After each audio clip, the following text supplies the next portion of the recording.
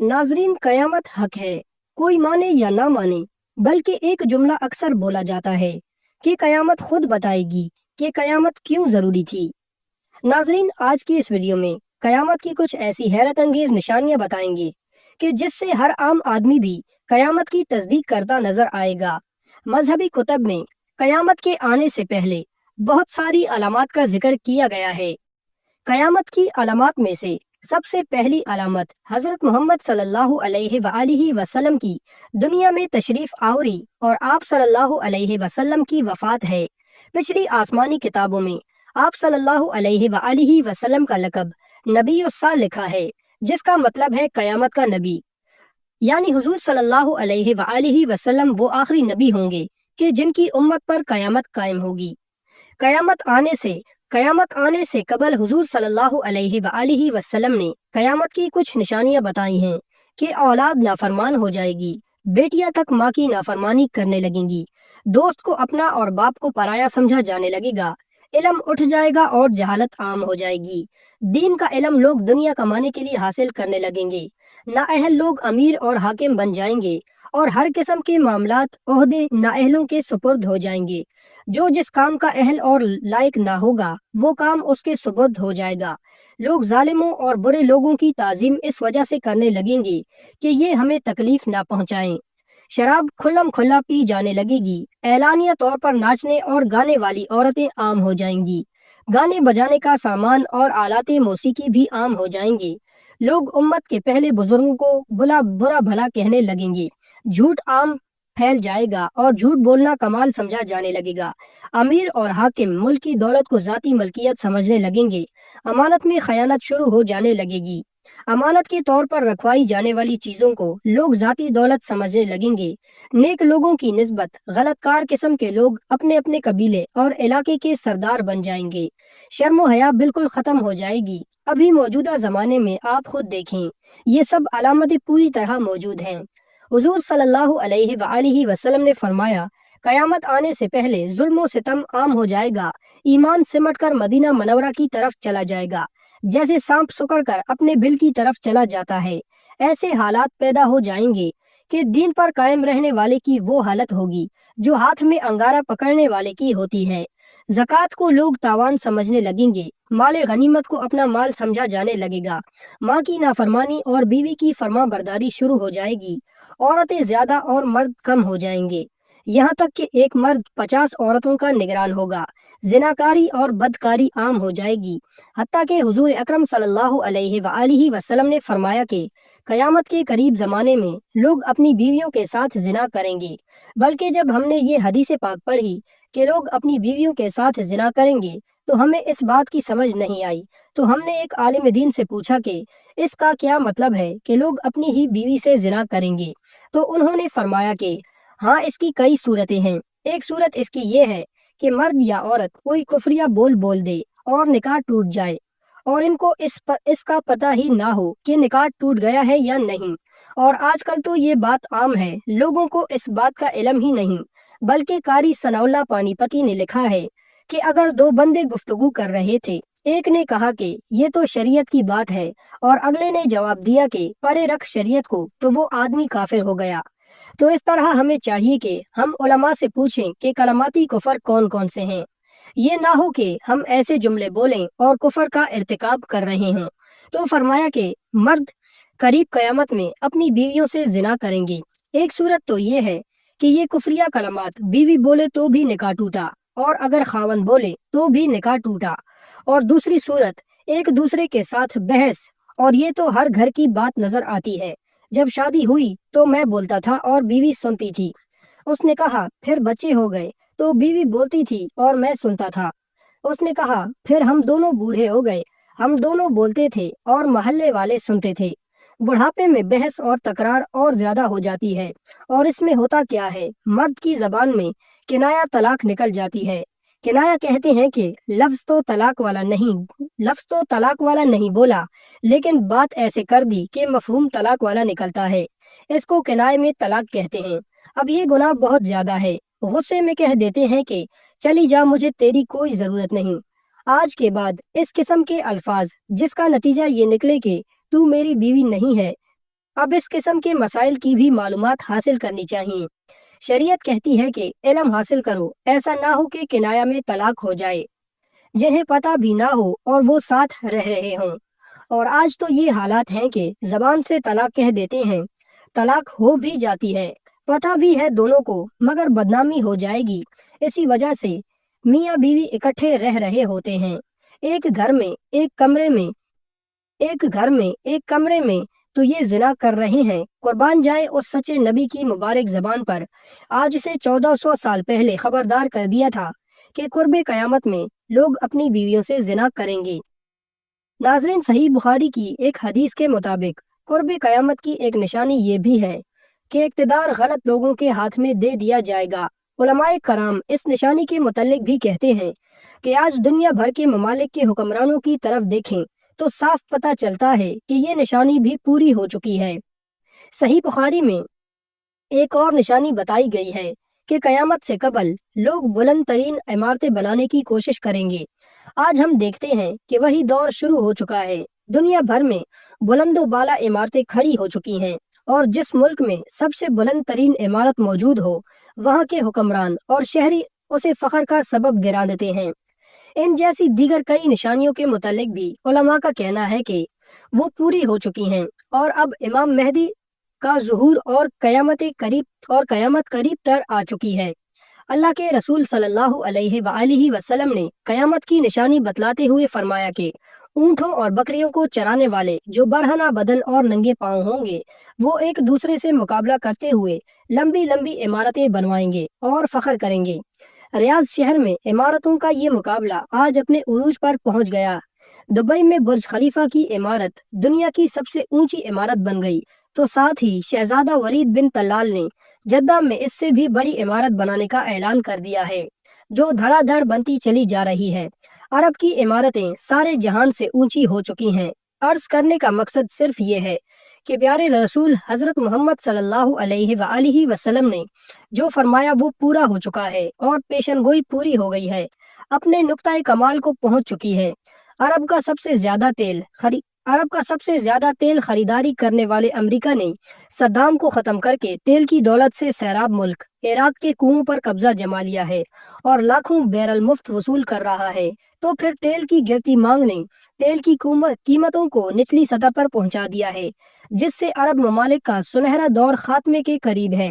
اب سوال یہ پیدا ہوتا ہے کہ اس کے بعد کیا ہوگا؟ اللہ کے رسول محمد صلی اللہ علیہ وآلہ وسلم کی ایک اور حدیث ہے کہ قیامت سے پہلے سرزمین عرب دوبارہ سرسبز و شاداب ہو جائے گی۔ سعودیہ عرب اور امارات میں بارشیں شروع ہو چکی ہیں، مکہ اور جدہ میں سیلاب آ چکے ہیں۔ عرب سرزمین جیسے پہلے ہی جدید ٹیکنالوجی کا استعمال کر کے سرسبز بنانے کی کوشش کی گئی، وہ قدرتی موسم کی وجہ سے بھی سرسبز بنتی جا رہی ہے۔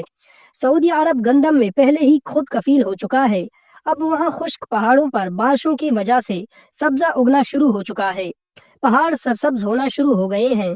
بارشوں کی وجہ سے آخرکار حکومت کو ڈیم بنانا ہوگا، جس سے پانی کی نہریں نکلیں گی، ہریالی ہوگی، سبزہ مزید ہوگا، فصلیں اگ آئیں گی۔ یوں یہ پیشن گوئی بھی اپنی تکمیلی مراحل سے گزرنے جا رہی ہے، اور جو حضور صلی اللہ علیہ وآلہ وسلم نے فرمایا اسے ہم اپنی آنکھوں سے دیکھنے جا رہے ہیں۔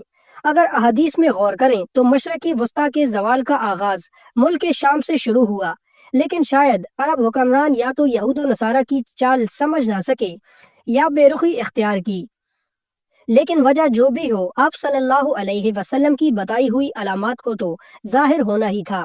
چنانچہ حدیث پاک کا ارشاد ہے، رسول اللہ صلی اللہ علیہ وآلہ وسلم نے فرمایا، جب اہل شام تباہی و بربادی کا شکار ہو جائیں گے تو پھر تم میں کوئی خیر باقی نہ رہے گی۔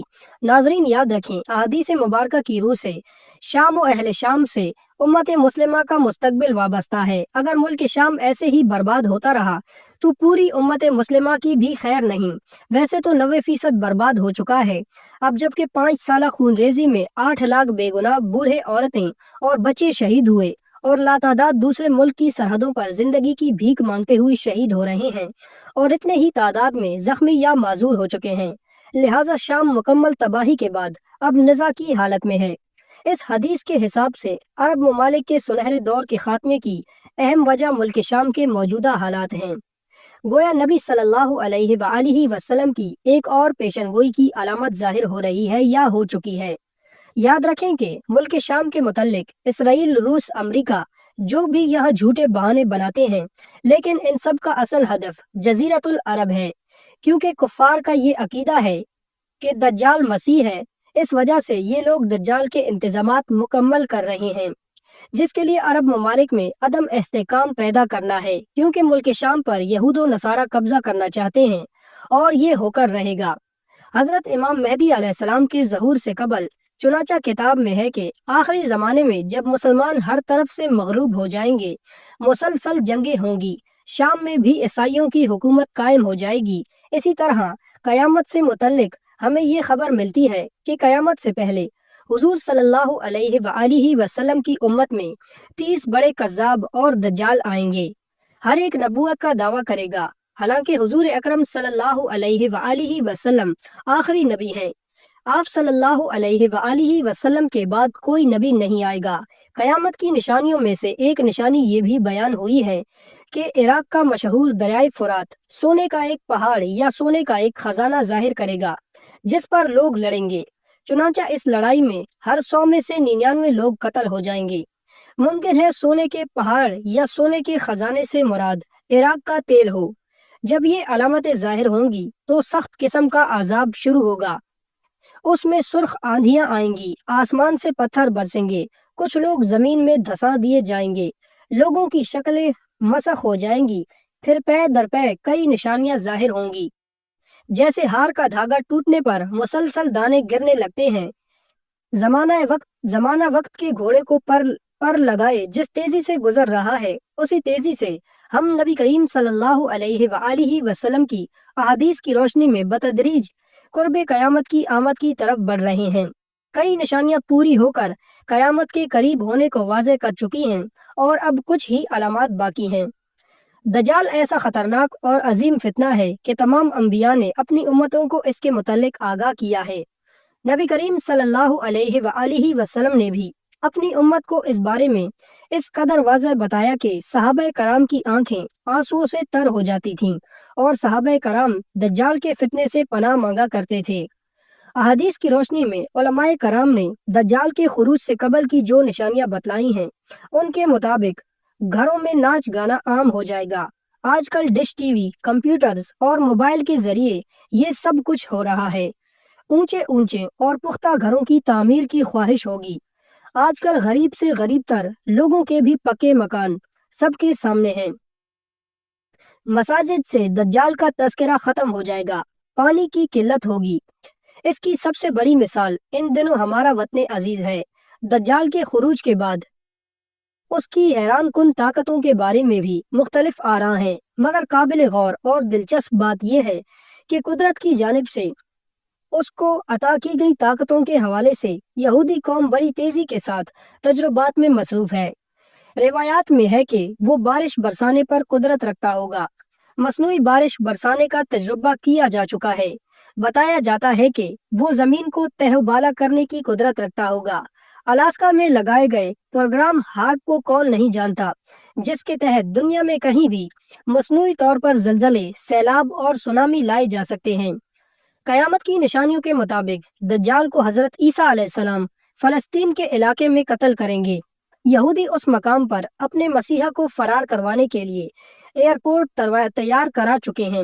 دنیا کا انتہائی تیز رفتار طیارہ موجود ہے جس پر FIR یعنی کافر درج ہے کہ دجال کے ماتھے پر بھی کافر لکھا ہوگا۔ قیامت کی نشانیوں میں یہودیوں کو پناہ دینے والے درخت غرقت کا ذکر بھی ہے۔ آخری جنگ میں جب یہودی مسلمانوں سے چھپنے کے لیے پتھروں درختوں کی اوٹ لیں گے تو سوائے غرقت کے تمام چیزیں مسلمانوں کو اپنے پیچھے یہودیوں کی موجودگی کا پتہ دیں گی، اور معروف ملکی و غیر ملکی ویب سائٹس کے مطابق یہودی غرقت کے باغات تیزی سے لگا رہے ہیں۔ آخری زمانے میں جب مسلمان ہر طرف سے مغلوب ہو جائیں گے، مسلسل جنگیں ہوں گی، شام میں بھی عیسائیوں کی حکومت قائم ہو جائے گی۔ علماء کرام بتاتے ہیں کہ مسلم ممالک کی اکثریت باقی نہ رہیں گے، ہر جگہ کفار کے مظالم بڑھ جائیں گے، امت خانہ جنگی کا شکار رہے گی۔ عرب خلیجی ممالک، سعودی عرب وغیرہ میں بھی مسلمانوں کی باقاعدہ شان و شوکت والی حکومت نہیں رہے گی۔ खैबर सऊदी अरब का छोटा सा शहर मदीना मनवरा से 170 किलोमीटर के फासले पर है। उसके करीब तर यहूद और नसारा पहुंच जाएंगे और उस जगह तक उनकी हुकूमत कायम हो जाएगी। बचे कुछ मुसलमान मदीना मनवरा पहुंच जाएंगे। उस वक्त हजरत इमाम मेहदी मदीना मनवरा में होंगे। दूसरी दूसरी तरफ दरियाए तिब्रिया भी तेजी से खुश्क हो रहा है, जो कि हजरत मेहदी के ज़हूर से कबल खुश्क होगा। मशरक़ वस्ता के हालात को, खुसूसन मुसलमान और सारी दुनिया के हालात को देखते हुए साफ नजर आता है कि दुनिया हवालातियों की जानिब बढ़ रही है। फ्रांस में हमलों के बाद फ्रांस और पोप भी आलमी जंग की बात कर चुके हैं। अब सवाल ये पैदा होता है कि इस आलमी जंग का मरकज कौन सा खित्ता होगा। वाज़े नजर आ रहा है मशरक़ वस्ता मुतवक्के है। यहाँ भी हिंदुस्तान और पाकिस्तान की बढ़ती रंजिशें और कशमकश में लगता है कि हालात ग़ज़वे हिंद की तरफ रुख कर रहे हैं, क्योंकि हज़रत अबू हुरैरा रज़ी अल्लाह ताला अन्हु से रिवायत है कि रसूल अल्लाह सल्लल्लाहु अलैहि वसल्लम ने इरशाद फरमाया, मेरी उम्मत का एक लश्कर वक्त आखिर के नज़दीक हिंद पर चढ़ाई करेगा और अल्लाह उस लश्कर को फतह नसीब करेगा, यहाँ तक कि वो हिंद के हुक्मरानों को बेड़ियों में जकड़ कर लाएंगे। अल्लाह उस लश्कर के तमाम गुनाह माफ कर देगा। फिर वो लश्कर वापसी का रुख करेगा और शाम में मौजूद ईसा इब्न मरियम अलैहिस्सलाम के साथ जाकर मिल जाएगा। हजरत अबू हुरैरा रज़ी अल्लाह ताला अन्हु ने फरमाया, अगर मैं उस वक्त तक जिंदा रहा तो मैं अपना सब कुछ बेच कर भी उस लश्कर का हिस्सा बनूंगा, और फिर जब अल्लाह हमें फतह नसीब करेगा तो मैं यानी हजरत अबू हुरैरा रज़ी अल्लाह ताला अन्हु जहन्नुम की आग से आज़ाद कहलाऊंगा। फिर जब मैं शाम पहुंचूंगा तो ईसा इब्न मरियम अलैहिस्सलाम की तलाश करके उन्हें बताऊंगा कि मैं मोहम्मद सल्लल्लाहु अलैहि वसल्लम का साथी रहा हूँ। रसूल पाक सल्लल्लाहु अलैहि वसल्लम ने तबस्सुम फरमाते हुए इरशाद फरमाया, बहुत मुश्किल आने वाले अदवार बड़े परफितना नजर आते हैं। और उसके मुतल्लिक भी नबी करीम सल्लल्लाहु अलैहि वसल्लम ने फरमाया था कि मेरी उम्मत पर एक दौर ऐसा आएगा जिसमें फितने इतने तेजी से आएंगे जैसे धागा टूट जाने से तस्बीह के दाने जमीन से तेजी की तरफ आते हैं। लिहाजा अपनी नस्लों की अभी से तरबियत और ईमान की फिक्र फरमाइए। मोबाइल के बेजा इस्तेमाल, रातों को देर तक जागने से, फैशन और यहूदी अंदाज अपनाने से, नमाजों का तर्क करने से रुकिए, वरना आजमाइश का मुकाबला बहुत दुश्वार होगा। अलबत्ता दौर क़यामत का आगाज हो चुका है। ये तमाम दौर फितना और फसाद से मामूर है। जंग व जदल और मुख्तलिफ ताकतों के माबैन खींचा तानी का तसलसल रहेगा। हक व बातिल की महाज आराइयों में खून इंसानी अर्जा होगा। मुसलमानों ने अगर होश के नाखन ना लिए, दीगर मजाहिब के मानने वाले तो सब तैयारी की हालत में हैं। यहूदी दज्जाल का इंतजार कर रहे हैं, मसीही अपने कई तैयार हैं। जनाब ईसा अलैहिस्सलाम का फिर से ज़ुहूर होगा। असर का वक्त होगा। दमिश्क की मस्जिद उम्मी में लोग नमाज की तैयारी में मसरूफ होंगे और वो मस्जिद के मीनार से होते हुए यूं सहन में उतरेंगे कि दो फरिश्तों के कांधों पर हाथ लगाए हुए होंगे। ताज़ा किए हुए वुजू के साथ पानी कतरों की शक्ल में उनके बाजुओं से टपकेगा। इमाम मेहदी अलैहिस्सलाम की इमामत में वो नमाज अदा करेंगे। उनकी तदबीज में बहुत से मसीही लोग मुसलमानों के साथ आ मिलेंगे, यहाँ तक कि हुजूर सल्लल्लाहु अलैहि वसल्लम के फरमाए हुए तमाम मकातिब फ़िक्र के मुसलमानों का ईमान है। मगर नाज़रीन ज़रा ठहरिए, अल्लाह के नबी आखिरुज़्ज़मान सल्लल्लाहु अलैहि वसल्लम ने तो ये भी फरमाया था कि मेरा वो बेटा मेहदी जिसकी इमामत में जनाब ईसा अलैहिस्सलाम जैसे बुलंद मर्तबा नमाज अदा करने पर फ़ख्र करेंगे, उसी मेहदी के ज़हूर पर सबसे पहले मुसलमानों ही का एक लश्कर काफिरों पर चढ़ दौड़ेगा, जो अल्लाह के हुक्म से ज़मीन बोस हो जाएगा। मगर कलेजा सा कट जाता है ये सुनकर के क्या मुसलमानों को कभी अक्ल सलीम अता होगी कि नहीं, या हम आले रसूल से दुश्मनी करते रहेंगे। जिन यहूदियों से अदावत है वो तो अपने यहाँ का सबसे आला मजहबी मकाम महज अपने नबी जनाब हारून अलैहिस्सलाम की आल के लिए ही मुख्तस रखते हैं। किसी और को वो इस मनसब पर फायज ही नहीं होने देते। तो फिर हम मुसलमानों को ये शऊर क्यों हासिल नहीं, जबकि हमारे नबी सल्लल्लाहु अलैहि वसल्लम की आल पाक को सरफराजियाँ तो खुद अल्लाह रब्बुल इज़्ज़त ने अता फरमाई हैं। बदनसीबी के हम अपने रसूल सल्लल्लाहु अलैहि वसल्लम के फरामीन से रूह गर्दानी के मुर्तकिब तो होते ही हैं, अल्लाह रब्बुल इज़्ज़त के अहकामात और हिकमतों के भी अमलन इनकारी हैं। अब कौन हमें समझाए कि फरामीन नबवी और अहकामात इलाही की सरी खिलाफ वर्जी आखिर हमें कहीं का नहीं छोड़ेगी। समझने का वक्त अब है कि बाद अज़ाब पछतावे के فرصت نہ ہوگی۔ فی الحال تو مختصر سی مہلت کا دور ہے، اسے غنیمت جانتے ہوئے ہمیں اپنا قبلہ درست کرنا ہی پڑے گا۔ آخر کو ہونا تو وہی ہے جو کچھ نبی صلی اللہ علیہ وسلم فرما گئے۔ کم از کم ہم اپنے برے انجام کا حصہ نہ بننے کی معمولی سی کوشش تو کریں، بجائے اس کے کہ سرکشی کریں اور یوں آخرت ٹھکرا دیے جائیں گے۔ خدائے رحیم و کریم کی جنتوں میں ہمارا کوئی ٹھکانہ ہی نہ ہو، مہلت ختم ہو اور قہر خداوندی کا فیصلہ ہو جائے۔ بہت دیکھ لیے تاج و تخت، بہت سجا لیے گھر، بہت بہا لیا پاک لہو، بہت دیکھ لی بربادی اور رسوائی۔ ہم کہیں رکیں بھی، سوچے بھی اور کوے کی طرح کہاں اڑتے جاتے ہیں۔ بالآخر باطل فنا اور حق کی بقا ہوگی، مگر ہم حق کو پانے کی تگ و دو تو کریں، سمت درست تو کریں۔ ساقی کو یقیناً ہم پر ترس آ جائے گا، وہ ہماری امیدوں کے جام بھر دے گا۔ وہ قسام ازل ہے، جس کو جو چاہے اپنی رضا سے دینے پر قادر ہے۔ ناظرین، مسلمان ہونے کا مطلب محض حج، نماز، روزہ وغیرہ تو نہیں، عبادت گزار تو عزازیل بھی ہے۔ عزازیل بھی بے حد تھا، آخر مردود ہوا، ابلیس اور شیطان کہلایا۔ مسلمان ہونے کا مطلب ہے سچ بولنا، حق پر ڈٹے رہنا، صادق اور امین ہونا، دیانتدار اور آزاد ہونا، ہر قسم کی غلامی سے آزاد ہونا۔ ہماری مسجدیں نمازیوں سے بھری ہوں، مگر بازاروں میں دھوکہ دہی ہے۔ دھوکہ دہی سے مال کمانے کا رواج ہے، حق تلفی اور زیادتی کرنا شیوا ہے، جھوٹ اور فریب کا راج ہے۔ ہمارا جو کل تھا وہی آج ہے، کوئی تبدیلی، کوئی بہتری، کوئی خوبی نہیں آئی۔ خوبی نہ آئی تو پھر ماضی میں آل رسول کے دشمنوں اور قاتلوں کے حصے میں جو رسوائی آئی، وہی آئندہ میں امام مہدی کے خلاف لشکر کشی کرنے والوں کے حصے میں آئے گی۔ بے شک ہمیں ایسے مسلمانوں کی ضرورت ہے کہ جو ایسے کسی بدترین انجام سے بچنے کی صحیح کا آغاز آج سے کریں۔ خدا خوفی کا حامل مسلمان ہی اصل مسلمان ہے، اس کے لیے خیر کی نوید ہے، ورنہ عذاب ہے اور بہت شدید ہے، عذاب اس جہاں میں بھی اور اگلے جہاں میں بھی۔ ناظرین، اللہ تعالیٰ سے ہماری دعا ہے کہ اللہ تعالیٰ ہمیں ہر دور میں ایمان پر قائم رہنے کی توفیق عطا فرمائے اور ہمارا خاتمہ ایمان پر فرمائے، آمین یا رب العالمین۔ ناظرین، ویڈیو اچھی لگی ہو تو ویڈیو کو لائک کریں، شیئر کریں، چینل کو سبسکرائب کریں اور کمنٹ باکس میں اللہ تعالیٰ کی 99 ناموں میں سے ایک نام ضرور ٹائپ کریں۔ اگلے ویڈیو تک کے لیے اجازت دیجیے، اللہ حافظ۔